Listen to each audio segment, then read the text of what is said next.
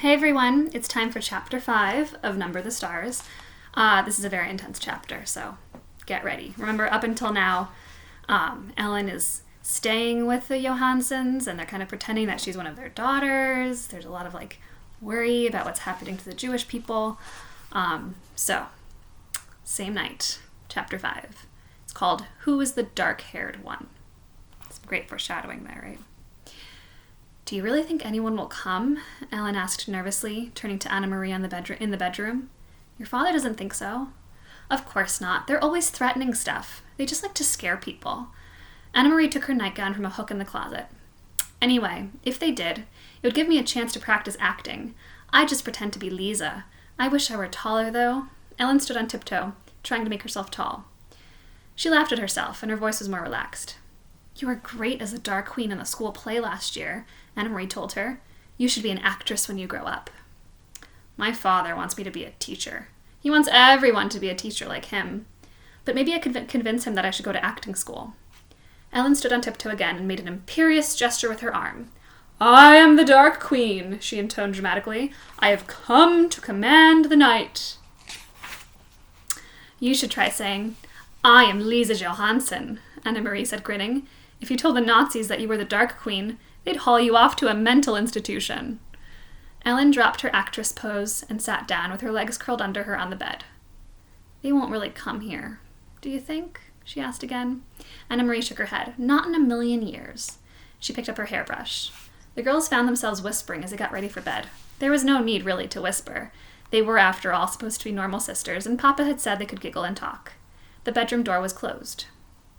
But the night did seem, somehow, different from a normal night.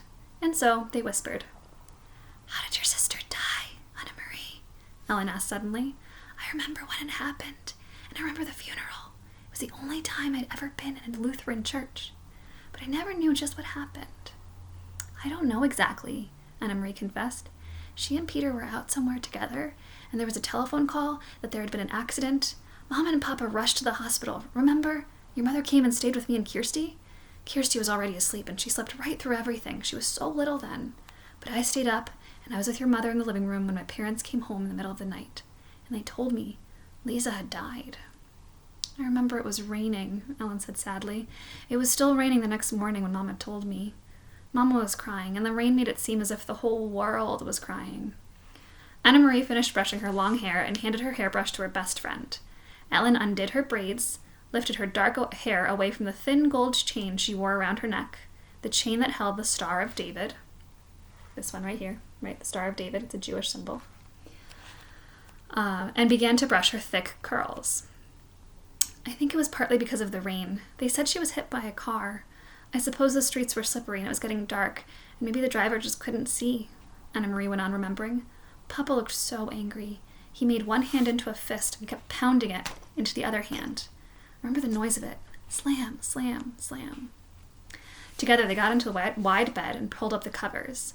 Anna Marie blew out the candle and drew the dark curtains aside so that the open window near the bed let in some air. See that blue trunk in the corner? She said, pointing through the darkness. Lots of Lisa's things are in there, even her wedding dress. Mama and Papa have never looked at those things, not since the day they packed them away. Ellen sighed. She would have looked so beautiful in her wedding dress. She had such a pretty smile. I used to pretend she was my sister, too. She would have liked that, Anna Marie told her. She loved you. That's the worst thing in the world, Ellen whispered, to be dead so young. I wouldn't want the Germans to take my family away, to make us live someplace else. But still, it wouldn't be as bad as being dead. Anna Marie leaned over and hugged her. They won't take you away, she said. Not your parents either. Papa promised that they were safe, and he always keeps his promises. And you are quite safe here with us. For a while, they continued to murmur in the dark. The murmurs were interrupted by yawns. Then Ellen's voice stopped. She turned over, and in a minute her breathing was quiet and slow. Anna Marie stared at the window where the sky was outlined and a tree branch moved slightly in the breeze. Everything seemed very familiar, very comforting. Dangers were no more than odd imaginings, like ghost stories that children made up to frighten one another, things that couldn't possibly happen. Anna Marie felt completely safe here in her own home, with her parents in the next room and her best friend asleep beside her. She yawned contentedly. and closed her eyes. It was hours later, but still dark, when she was awakened abruptly by the pounding on the apartment door. Anna Marie eased the bedroom door open quietly, only a crack, and peeked out. Behind her, Ellen was sitting up, her eyes wide. She could see Mama and Papa in their night clothes, moving about. Mama held a lighted candle, but as Anna Marie watched, she went to a lamp and switched it on. It was such a long time since they had dared to use the strictly rationed electricity after dark that the light in the room seemed startling to Anna Marie, watching through the slightly opened bedroom door. She saw her mother look automatically to the blackout curtains, making certain that they were tightly drawn. Papa opened the front door to the soldiers. "This is the Johansen apartment!" A deep voice asked the question loudly in the terribly accented Danish. "Our name is on the door, and I see you have a flashlight," Papa answered. "What do you want? Is something wrong?" "I understand you are a friend of your neighbors, the Rosens, Mrs. Johansen," the soldier said angrily. "Sophie Rosen is my friend, that is true," Mama said quietly. "Please, could you speak more softly? My children are asleep." "Then you will be so kind as to tell me where the Rosens are." He made no effort to lower his voice. "I assume they're at home sleeping. It's 4 a.m, after all," Mama said. Anna Marie heard the soldiers stalk across the living room toward the kitchen. From her hiding place in the narrow sliver of open doorway, she could see the heavy, uniformed man, a holstered pistol at his waist, in the entrance to the kitchen, peering in toward the sink. Another German voice said, "The Rosens' apartment is empty. We were wondering if they might be visiting their good friends, the Johansens." "Well," said Papa, moving slightly so that he was standing in front of Anna Marie's bedroom door, and she could see nothing except the dark blur of his back. "As you see, you are mistaken. There's no one here but my family." "You will not object if we look around?" The voice was harsh, and it was not a question. "It seems we have no choice," Papa replied. "Please don't wake my children," Mama requested again. "There is no need to frighten little ones." The heavy, booted feet moved across the floor again and into the other bedroom. A closet door opened and closed with a bang. Anna Marie eased her bedroom door closed silently. She stumbled through the darkness to the bed. "Ellen!" she whispered urgently. "Take your necklace off!" Ellen's hands flew to her neck. Desperately, she began trying to unhook the tiny clasp. Outside the bedroom door, the harsh voices and heavy footsteps continued. "I can't get it open," Ellen said frantically. "I never take it off. I can't remember how to open it." Anna Marie heard a voice just outside the door. "What is here?" "Shh," her mother replied. "My daughter's bedroom. They're sound asleep." "Hold still," Anna Marie commanded. "This will hurt."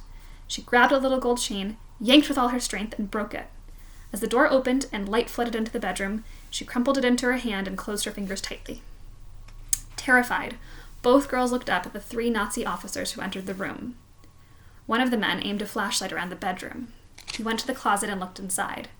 Then, with a sweep of his gloved hand, he pushed to the floor several coats and a bathrobe that hung from pegs in the wall. There was nothing else in the room except his chest of drawers, the blue decorated trunk in the corner, and a heap of Kirsty's dolls piled in a small rocking chair. The flashlight beam touched each thing in turn. Angrily, the officer turned toward the bed. "Get up!" he ordered. "Come out here!"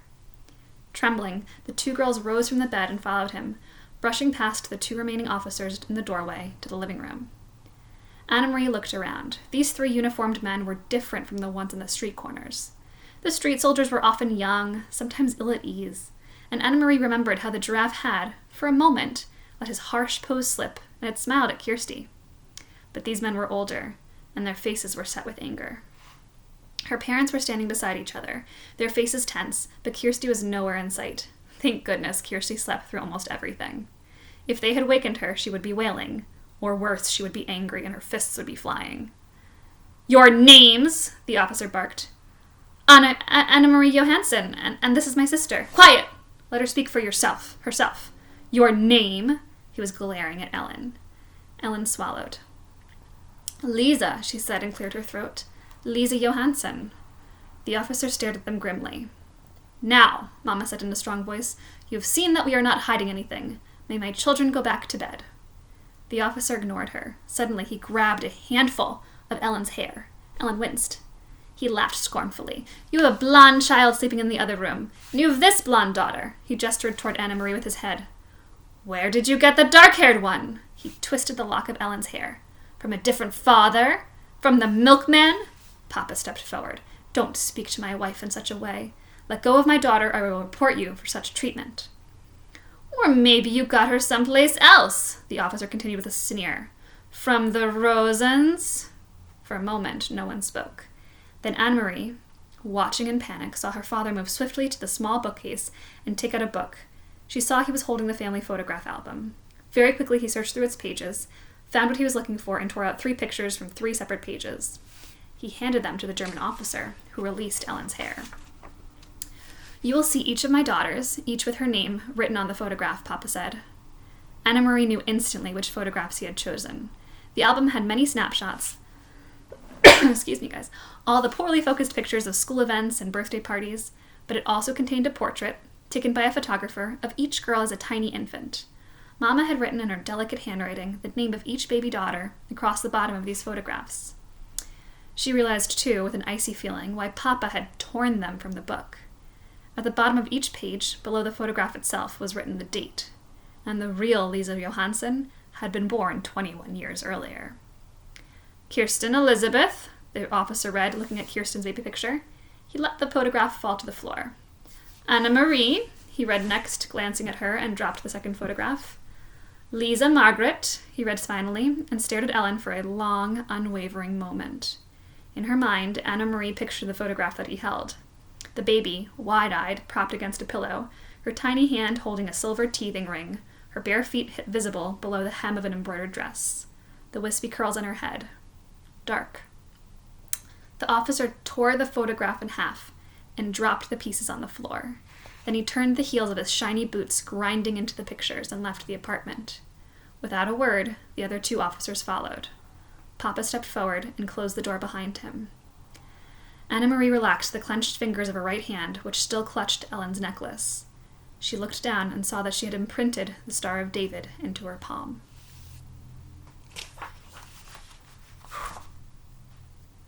That's the end of chapter 5. We'll be back next week with chapter 6.